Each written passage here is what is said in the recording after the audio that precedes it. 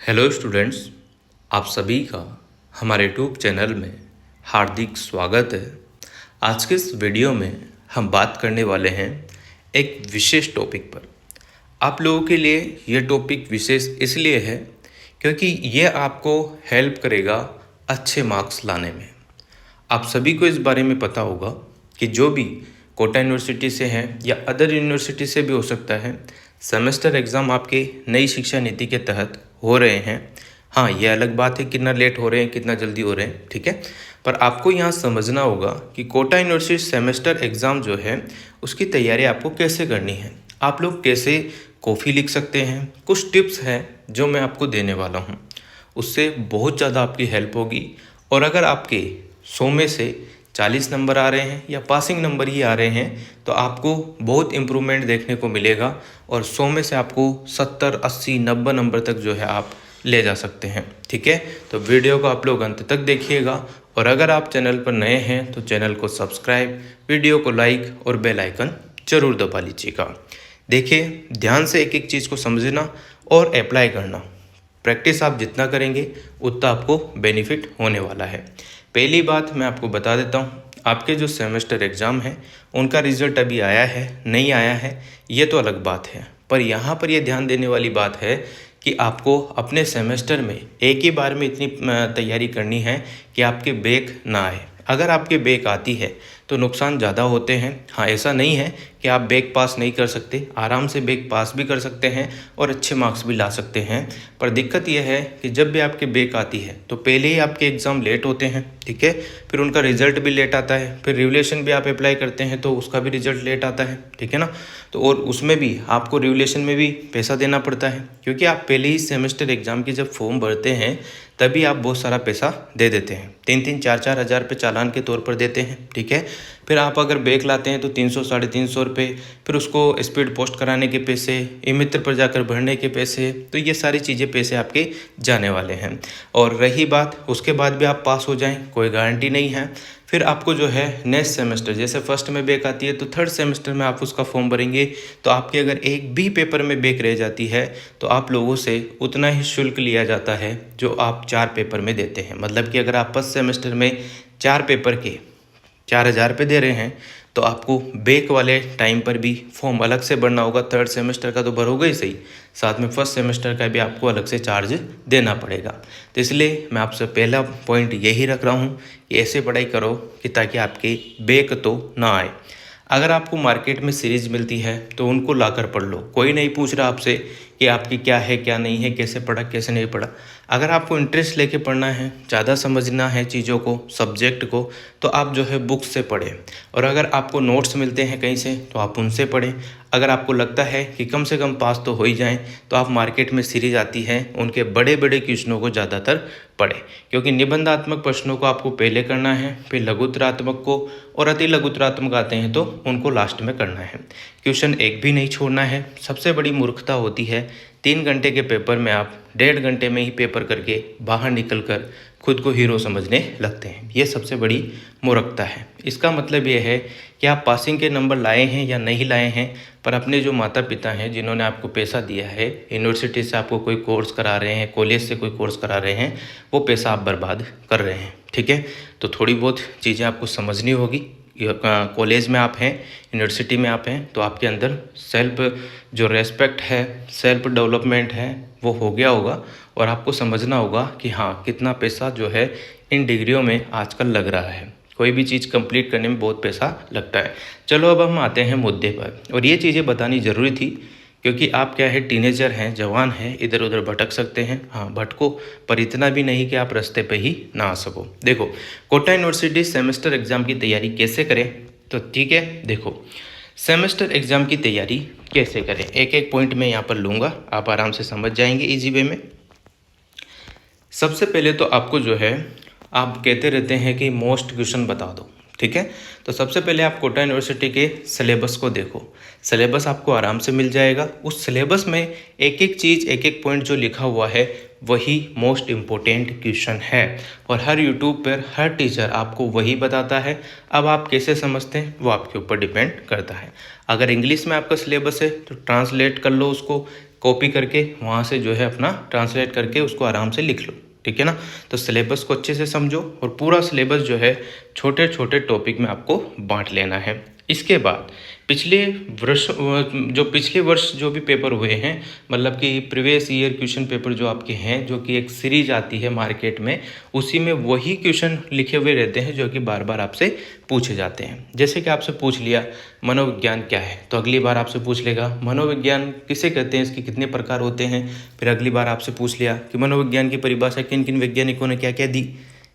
Question वही आएगा, answer वही आएगा उसका, पर वो है कि उसमें क्वेश्चन पूछने का तरीका चेंज हो जाता है, पर आपको आंसर वही लिखना है। तो आप मार्केट में जो भी सीरीज मिलती है वो आप आराम से परचेज कर सकते हैं और उससे PYQ देख सकते हैं, ठीक है। एक बार अगर आप PYQ देखेंगे तो आपको याद तो कुछ भी नहीं होगा, ये तो सभी जानते हैं कि याद उसमें से कुछ भी नहीं होता है। आपको पहले उसको पूरा पढ़ना है। जो पहले बड़े क्वेश्चन है निबंधात्मक उनको पढ़ना है, फिर लघुत्तरात्मक को। निबंधात्मक 2 प्रश्न रहते हैं उनको आप पढ़ेंगे तो आपको लगेगा कि कुछ भी याद नहीं हो रहा है, और एक स्वाभाविक प्रोसेस है कि एक बार में चीज़ें आपको समझ में नहीं आती हैं, नहीं याद होती हैं, धीरे धीरे ही चीज़ें होती हैं। और जो बच्चे बायोलॉजी से हैं, केमिस्ट्री से हैं, फिजिक्स वगैरह यानी कि साइंस बैकग्राउंड है, कॉमर्स बैकग्राउंड है, तो उनके जो नोट्स वगैरह मिलते हैं, किसी कोचिंग में पढ़ाते हो तो वहाँ से परचेज़ कर लो, उनको पढ़ो, क्योंकि सीरीज़ें आपको शायद मिलती हो या ना मिलती हो। जैसे MSc कोई जूलॉजी है, कोई केमिस्ट्री है, तो सीरीज़ अवेलेबल है ही नहीं। MA वालों की तो फिर भी अवेलेबल है। तो आप लोग अपने हिसाब से जो है नोट्स कहीं ना कहीं से इधर उधर जुगाड़ करके आप लोगों को पढ़ सकते हैं। गूगल पर सारा मटेरियल है, ChatGPT पे भी आप लोग सहायता ले सकते हैं, पर ChatGPT बहुत सारी बार थोड़ी चीज़ें गलत भी बता देता है, तो ध्यान से आप लोग उसको एनालाइज करके पढ़ें, ठीक है। और महत्वपूर्ण टॉपिक आपको लगे कि बार बार यहाँ से क्वेश्चन आ रहा है, तो वहाँ पर आप लोग जो है उसको एक बार अच्छे से पढ़ जाएँ। और पढ़ने का तरीका यही है कि आप सीरीज लाएंगे तो पहले निबंधात्मक पढ़ेंगे, एक एक लाइन पढ़ने के बाद भी आपको लगेगा कुछ भी याद नहीं है। फिर आप क्या करेंगे, उसी क्वेश्चन के जो मोटे मोटे अक्षर लिखे हुए हैं, जैसे कि बाल्यावस्था के प्रकार, किशोर अवस्था, शिशु व्यवस्था, फलाना व्यवस्था, ऐसे उनको पढ़ लें। फिर आप उसकी जो लाइन पढ़ेंगे तो उसको आपको वहाँ पर मन से ही लिखना होगा, क्योंकि आप कितना ही रट के चले जाइएगा वहाँ पर आप लिख पाएंगे तो अपने मन का ही लिख पाएंगे। ऐसा नहीं है कि आपने एक एक लाइन रटी हो और वहाँ पर लिखाया हो, नहीं लिख पाओगे, ठीक है ना। तो उसको जो भी आप चीज़ पढ़ रहे हो उसको अपने हिसाब से कन्वर्ट करके आपको उस कॉपी में लिखना है, और बेस्ट तरीका भी यही रहता है, ठीक है। बाकी वहाँ पर डायग्राम का इस्तेमाल करें, पॉइंट समझा कर लिखेंगे तो बेस्ट मार्क्स आपके आ जाएंगे। देखो अगली बात करते हैं, यूट्यूब पर टॉपिक वाइज वीडियो देखें। ये उन बच्चों के लिए है जिनके सब्जेक्ट जैसे साइंस है, जैसे थर्मोडायनेमिक्स टॉपिक हो गया, तो उसको आप लोग जो है यूट्यूब पर बहुत सारी जो है लेक्चर हैं उनसे आप अपने नोट्स बनाकर भी लिख सकते हैं, अगर आपके पास टाइम है तो। नहीं है टाइम तो उनके शॉर्ट नोट्स बना लो, कहीं से कुछ जो है जेरोक्स वगैरह करा लो किसी नोट्स की, उनको पढ़ लो बार बार, तो उससे आपको बेनिफिट होगा। नोट्स जब भी आप बनाएं तो उनको समझो, फिर लिखो और फिर याद करो, तो ईजी हो जाएगा। रोज़ का एक टाइम टेबल बनाकर पढ़ाई करें और उस पर डटे रहें। जैसे आपके एग्ज़ाम आपको सभी को पता है कि अगस्त में तो लगभग स्टार्ट हो ही जाएंगे, तो अभी से आप अपना रोड मैप बना लो। 2-5 घंटे जो भी लाइब्रेरी जाता है लाइब्रेरी से करो, वहाँ पर बैठ के पढ़ लो, या फिर आप घर से पढ़ लो, क्योंकि अभी आप ये सोच रहे हैं कि क्या ही काम आएगी BSc का पढ़ा हुआ, BA का पढ़ा हुआ, पर जब आप first grade second grade exam देंगे तो आपको रो धो के पढ़ना वही पड़ेगा। 11वीं 12वीं BSc BA वगैरह के, MSc MA वगैरह के सारी चीज़ें पढ़नी होगी, तो अभी से आप इनको स्ट्रॉन्ग करेंगे तो आपको वहाँ पर ज़्यादा लोड लेने की आवश्यकता नहीं है, ठीक है। छोटे नोट्स, माइंड मैप और फ्लैश कार्ड तैयार करें, रिवीजन आसान होगा। जैसे कि शॉर्ट नोट्स बनाते हैं बहुत सारे, तो आप लोग उनके टॉपिक लिख लें ताकि आप वहाँ पर जो है आराम से लिख पाएँ। रिवीजन 3 स्टेप में आपको करना है। पहला रिवीजन जो है 1 दिन बाद करना है, दूसरा रिवीजन 1 हफ्ते में करना है, और तीसरा एग्ज़ाम से पहले करना है, ठीक है। बच्चे क्या करते हैं, मार्केट से सीरीज ले आते हैं और कोशिश करते हैं कि अगले दिन ही पढ़ के चले जाएंगे और पास हो जाएंगे। फिर यूनिवर्सिटी को ब्लेम ठोकते हैं कि मैंने तो अच्छा लिखा था, मेरे से तो इतने पैसे लिए फिर भी फेल कर दिया, है ना। तो आप इन चीज़ों को भी देखें कि आपने क्या लिखा था, उसी हिसाब से आपको नंबर मिलते हैं। हाँ, अगर आपको कोई क्वेश्चन नहीं आ रहा है तो उसका आंसर उसी के आसपास का जो है लिख देंगे तो भी आपको मार्क्स मिल जाते हैं, ठीक है। अगर आप कुछ ही नहीं लिखोगे, 3 घंटे का पेपर है, 1-2 घंटे में आप बाहर निकल कर आ रहे हैं, पूरे क्वेश्चन ही नहीं कर रहे हैं, कुछ भी लिख कर आ रहे हैं, तो फिर तो आप फेल होना तय है, ठीक है। देखो, साफ़ सुथरी और अच्छी हैंडराइटिंग में लिखें। कॉपी कैसे लिखनी है मैं बताता हूँ। साफ़ सुथरी और अच्छी हैंडराइटिंग में आपको लिखना है। जिनकी राइटिंग अच्छी नहीं है वो कोशिश करें कि एक पेज डेली लिखें तो राइटिंग अच्छी होगी, क्योंकि राइटिंग अच्छी होगी तो रिटन एग्ज़ाम जो भी हैं आपके, चाहे यूनिवर्सिटी के हो चाहे यूपीएससी का हो, सब आप इजी वे में दे पाएंगे। हर उत्तर की शुरुआत में प्रश्न क्रमांक जरूर लिखें और उसके नीचे उत्तर पॉइंट आपको मेंशन करना है। हेडलाइन और अंडरलाइन का जो है आपको उपयोग करना होगा। जहाँ पर भी आपको लगे, जैसे आप नोट्स बनाते हैं कि बाल्यावस्था किसे कहते हैं, तो जो भी आपने लिखी उसके नीचे बाल्यावस्था कहते हैं तो वहाँ पर बाल्यावस्था को जो है अंडरलाइन कर दो तो इजी हो जाएगा। कोई भी जैसे मनोवैज्ञानिक है उसका नाम लिख रहे हैं तो वहाँ पर जो है अंडरलाइन कर दो, ताकि उन्हें मोटी मोटी चीज़ें देखने को मिले। जब भी आपकी कॉपी चेक की जाए तो उन्हें पता चले कि आपको ये वैज्ञानिक तो याद है, तो उन्हें लगता है कि बच्चा पढ़कर आया है। ठीक है, क्योंकि आपकी कॉपियाँ इतनी भी हार्ड चेक नहीं होती है, क्योंकि कितने सारे 3 लाख 4 लाख बच्चे यूनिवर्सिटी में होते हैं। अब इनकी कॉपी चेक करेंगे धीरे धीरे एक एक करके तो बहुत भारी हो जाएगा। इस वजह से हल्के हल्की ऊपर ऊपरी निगाहों से आपकी कॉपी देखी जाती है, तो आप इजी वे में उस चीज़ को कीजिएगा। जहाँ ज़रूरी हो वहाँ डायग्राम आपको बनाना है। अब आप सोचेंगे कि सर मेरे तो हिस्ट्री है, मैं डायग्राम कैसे बनाऊँ? तो जब भी आप हिस्ट्री के हो, चाहे कोई सा भी ऐसा सब्जेक्ट हो जिसमें डायग्राम नहीं है, तो डायग्राम का मतलब ये ही नहीं होता है कि आपको मानव पाचन तंत्र का ही चित्र बनाना है ना, या आपको नेफ्रॉन का ही चित्र बनाना है, ऐसा नहीं है। आप डायग्राम का मतलब ये है कि जैसे आपने मनोविज्ञान के निम्न स्तर होते हैं, तो निम्न जो भी स्तर होते हैं, 4 स्तर हैं, तो चारों के नाम लिख दो। फिर उन्हों के ऊपर जो है थोड़ा गोल गोल सा करके ऐसा लगे कि हाँ डायग्राम बन गया। ठीक है, चार्ट टेबल का आप लोग जो है इस्तेमाल कर सकते हैं। टेबल का मतलब आप जो भी कॉपी में लिखते हैं तो उसमें टेबल वाइज आंकड़े लिख सकते हैं। परिचय, मुख्य भाग, निष्कर्ष, ठीक है, का फॉर्मेट आप लोग जो है अपनाएंगे। कीवर्ड और महत्वपूर्ण परिभाषाएं आप लोग जरूर लिखें। जब भी आपसे पूछा जाता है कि मनोविज्ञान किसे कहते हैं, तो आप क्या करते हो कि मनोविज्ञान की 1-2 लाइन लिख के छोड़ देते हो, जबकि उसकी परिभाषा भी आपको बराबर लिखनी होती है। सब चीज़ें मेंशन आपको करनी होगी, क्योंकि अगर बड़ा क्वेश्चन आ रहा है 10 नंबर का, 15 नंबर का, और आप 1 या 2 पेज लिख कर आ रहे हैं, तो आपके मार्क्स तो ऐसे भी कम ही आएंगे या आएंगे ही नहीं। तो आप लोग कम से कम दोनों साइड मिलाकर 5 पेज भर जाए, तो इस टाइप से आपको लिखना होगा। उत्तर को कॉपी के मार्जिन का ध्यान रखते हुए लिखें। ऐसा भी ना हो कि एक ही क्वेश्चन आप करने बैठ रहे हैं, 10 पेज एक ही में भर दिए, 30 पेज की तो पूरी कॉपी हो, है ना। तो ध्यान रखें कि कितने पेज आपको लिखने हैं और कितने में आपका पेपर हो जाए, उस तरीके से आपको लिखना होगा। अंत में निष्कर्ष लिखना ना भूलें। निष्कर्ष का मतलब कि कहना क्या चाहता है वो चीज़ें अगर आपको लगता है किसी भी सब्जेक्ट में, किसी भी कोर्स में, तो उसको ज़रूर मेंशन आप लोग करेंगे। इसके बाद देखो, निबंधात्मक प्रश्न। आप लोग सोच रहे होंगे कि पहले निबंधात्मक ही क्यों करें, हम तो छोटे छोटे करेंगे। तो इससे क्या होता है कि आप जब भी पेपर देने जाते हैं, जैसे निबंधात्मक क्वेश्चन है, फिर लघुत्तरात्मक है, फिर अति लघुत्तरात्मक है, तो निबंधात्मक प्रश्नों में ज़्यादा लिखने पर ज़्यादा मार्क्स मिलते हैं, और छोटे छोटे प्रश्नों में जो है आपका टाइम ज़्यादा जाता है और आपको मार्क्स भी कम मिलते हैं। तो निबंधात्मक प्रश्नों को अधिक अंक होने के कारण आप लोग जो है पहले करेंगे। उनमें भी जो पहले आता है उसको पहले आपको लिखना है, फिर दूसरा, फिर तीसरा, इस तरीके से करना होगा। इन्हें लिखने के लिए अधिक समय और सोच की ज़रूरत होती है। तो पहले अगर आप जो बड़ा पोर्शन है वही निपटा लेंगे, तो छोटे छोटे जो क्वेश्चन है उनको लिखने में आसानी रहेगी, और मतलब बाद में दबाव भी नहीं होगा। शुरुआत में दिमाग फ्रेश रहता है, अच्छे से आप लिख पाते हैं। अगर बाद में समय कम पड़ जाए तो पूरे अंक नहीं मिलेंगे। बाद में ऐसा होता है कि अगर एक एक नंबर का क्वेश्चन कोई छूट भी गया तो आपको जो है ज़्यादा दिक्कत नहीं होगी, ज़्यादा टेंशन नहीं होगी।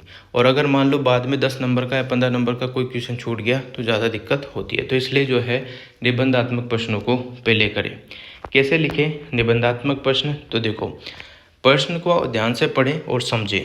उत्तर का एक छोटा सा आउटलाइन बना ले, परिचय दे पहले उसका कि क्या है क्या नहीं है। जैसे कि कुछ भी पूछा जाता है आप लोगों से, जैसे कि सहसंबंध किसे कहते हैं, तो पहले सहसंबंध लिखकर उसकी जो भी 1-2 लाइन है कि 2 विषयों के मिलान को जो है सहसंबंध कहते हैं, तो वो हो जाएगा। फिर उसके नीचे सहसंबंध के नीचे अंडरलाइन आप कर दें। फिर उसके बाद सहसंबंध के प्रकार डायग्राम वाइज बनाकर आप लोग समझा दें। फिर उसके बाद सहसंबंध की परिभाषाएं इन वैज्ञानिकों ने ये दी, तो वो भी बता दें। फिर जो भी वैज्ञानिक के नाम लिख रहे हैं उनके नीचे अंडरलाइन कर दें। फिर उसके बाद जो है सहसंबंध और जो है इनके बारे में क्या निष्कर्ष है, क्या कथन है, क्या किसने क्या कहा, और क्या होता है क्या नहीं होता उसके बारे में लिख दें, ठीक है ना। तो ये चीज़ें काम आपके करेगी। पॉइंट बनाकर आप लोग लिखें, एक एक पॉइंट आप लोग लिखेंगे, चाहे सीरीज में नोट्स में आपने बनाई हो नहीं बनाई हो कोई बात नहीं, पर यहाँ पर आप लोग एक एक पॉइंट ऐसा लगे कि नोट्स आपने लिखे हैं।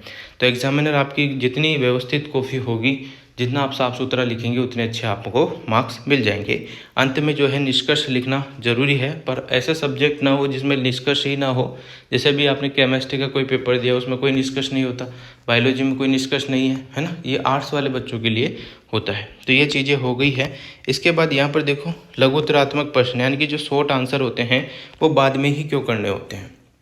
लघुत्तरात्मक प्रश्न जो है छोटे होते हैं, जल्दी लिखे जा सकते हैं, क्योंकि लघुत्तरात्मक जो प्रश्न है उनमें या तो 2 पेज लिखने हैं, या जो अति लघुत्तरात्मक है उनमें और कम लिखना है, 1-2 लाइन लिखनी है। तो इस हिसाब से आपको लिखना होगा। इसमें भी 3 पैटर्न है, निबंधात्मक, लघुत्तरात्मक और अति लघुत्तरात्मक। अति मतलब होता है कि 1 या 2 लाइन, यानी कि 20 शब्द से कम होना चाहिए। और जो लघुत्तरात्मक है उनमें कम से कम आपको जो है 60 से 70 या फिर 100 के आसपास शब्द लिखने होते हैं। और निबंधात्मक में 150 या 200 के आसपास शब्द आपको लिखने होते हैं। वो पेपर के फर्स्ट पेज पे ही लिखा रहता है कितने कितने शब्द आपको लिखने हैं, तो उस हिसाब से आप लोग लिख सकते हैं। लघुत्तरात्मक प्रश्न छोटे होते हैं, जल्दी लिखे जा सकते हैं, इतना भी जल्दी नहीं लिखे जाते, पर यह है कि हाँ इजी वे में लिख सकते हो। इन्हें बाद में करने से आपका समय बचेगा और निबंधात्मक प्रश्नों के लिए पर्याप्त समय मिलेगा। आमतौर पर यह प्रश्न तथ्यात्मक होते हैं जिन्हें हम बाद में भी आसानी से लिख सकते हैं। कैसे लिखना है लघुत्तरात्मक प्रश्न ये भी समझो। प्रश्न को समझिए, सीधे मुद्दे पर आएँ, उत्तर छोटा हो, सटीक हो और बिंदुवार लिखें। निबंधात्मक में तो क्या है, आप इधर उधर की चीज़ें भी लिख सकते हैं, जैसे कि प्रकार लिख दिया, उसने पूछा हो नहीं पूछा हो, पर लिखना आपको है, क्योंकि तभी जाके आपका जो आंसर है वो बड़ा बनेगा, निबंधात्मक टाइप में आएगा। लघुत्तरात्मक में ऐसा नहीं है, यहाँ पर आपको जो है शॉर्ट एंड स्वीट लिखना है। मतलब कि जो पूछा गया है या तो उसके 1-2 लाइन ऊपर नीचे लिख सकते हो, या फिर उसके जो फैक्ट है बस वो लिखना है, और 1-2 लाइन आप लोग जो है अपने मन से लिख सकते हो। इस टाइप से आपको लिखना होगा। उत्तर छोटा, यानी कि जो शब्द पूछे हैं उतने ही शब्दों में लिखना है। सटीक लिखना है, वही बिंदु बनाकर लिखना है, यानी कि पॉइंट टू पॉइंट आपको लिखना है। कीवर्ड और परिभाषा जरूर आप लोग लिखें, अगर हो तो जरूर लिखनी है। अनावश्यक बातें इनमें नहीं लिखनी है। निबंधात्मक में आप लोग जो है उस पॉइंट से जो है रिलेटेड कुछ भी चीज़ लिख सकते हैं, पर यहाँ पर आपको अनावश्यक नहीं लिखनी है। अगर अनावश्यक लिखेंगे तो टाइम ज़्यादा लगेगा और साथ में ही जो है पेज भी ज़्यादा भरेंगे, तो ये जो है आपका माइनस पॉइंट होगा। समय कम हो तो भी सभी प्रश्नों के उत्तर आप लोग दें। ऐसा ना हो कि आप लोग क्वेश्चन छोड़कर आ जाएं, क्वेश्चन छोड़ के आपको नहीं आना है। यहाँ पर अगला जो लास्ट अच्छा पॉइंट है कि टाइम मैनेज कैसे करें। आपको हर पेपर में 3 घंटे लिखने के मिलते हैं और 35 पेज की कॉपी आप लोगों को यूनिवर्सिटी की तरफ से मिलती है। उसमें पहला पेज आपका रोल नंबर वगैरह वगैरह का होता है, दूसरा पेज आपके मार्क्स वगैरह जो मिलते हैं वो होता है, बाकी फिर 35 पेज आपको मिलते हैं। तो 35 पेज में से आप लोग 3 घंटे में कम से कम 30 पेज या 28 पेज तो आराम से लिख ही सकते हैं, और इतना तो आपको लिख कर आना ही होगा। ऐसा नहीं होता कि आप 3 घंटे में 15 पेज लिख कर आ गए और आप सोचें कि मेरे 100 में से 80 नंबर आ जाएंगे, 90 नंबर आ जाएंगे, तो नहीं आएंगे। आप आधे पेज लिख के आए हैं तो 50 के आसपास, 55 के आसपास अगर आप एग्जैक्ट सही लिख के आए हैं, थोड़ा जितना कॉपी में लिखना होता है यूनिवर्सिटी की जो कोई डिमांड रहती है कि क्या लिखना है क्या नहीं लिखना है, अगर आप उतना लिख के आए हैं, 15 पेज ही लिख के आए हैं, तो आपको आधे ही मार्क्स मिलेंगे। ठीक है, तो इन चीज़ों का ध्यान आपको रखना है। पेपर लिखने के बाद पूरे प्रश्न पत्र को 5-10 मिनट ध्यान से आपको पढ़ना है। जैसे ही पेपर मिला तो बहुत सारे बच्चे क्या स्टार्ट हो जाते हैं, पर आपको 5 या 10 मिनट उस पेपर को पूरा पढ़ना है। एक एक चीज़ पढ़नी है, क्या क्या क्या पूछना चाहता है, कौन कौन से क्वेश्चन अपन कर सकते हैं, कौन से नहीं, है ना, तो वो आपको पढ़ना है।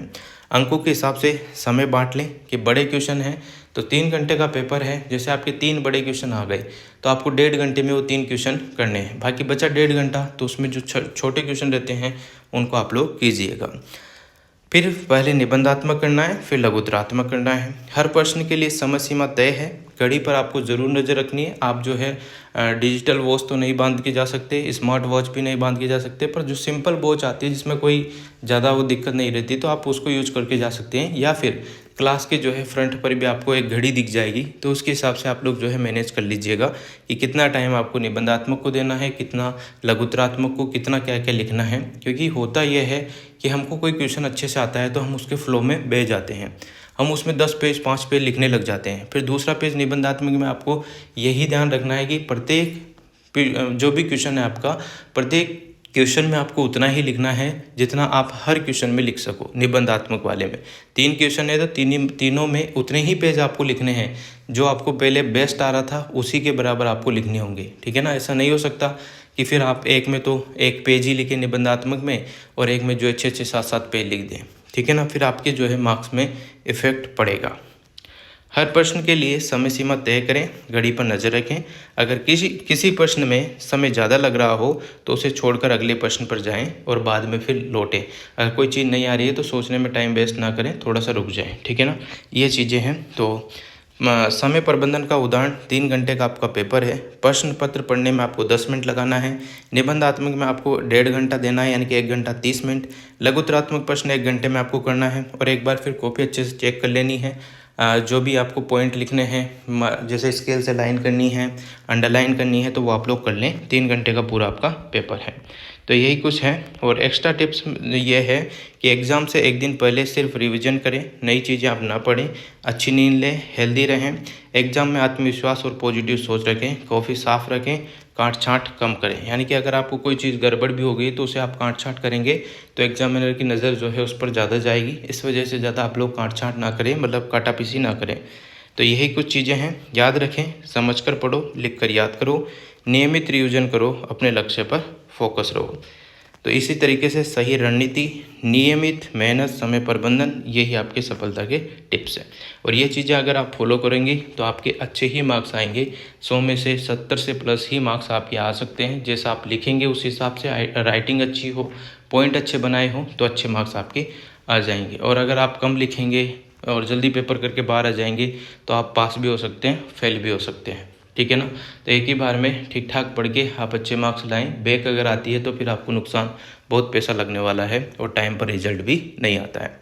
तो ये पॉइंट आप लोग फॉलो करेंगे तो आप लोगों को जो है आराम से अच्छे मार्क्स भी मिल जाएंगे। और अगर आपके बैक वैक आई है तो अच्छे जो है उसमें भी आप लोग अच्छे मार्क्स से पास भी हो सकते हैं। तो इसी तरीके से आप अपने सेमेस्टर की तैयारी कर सकते हैं। Thank you so much. Video अच्छी लगी हो तो like, comment, share and subscribe.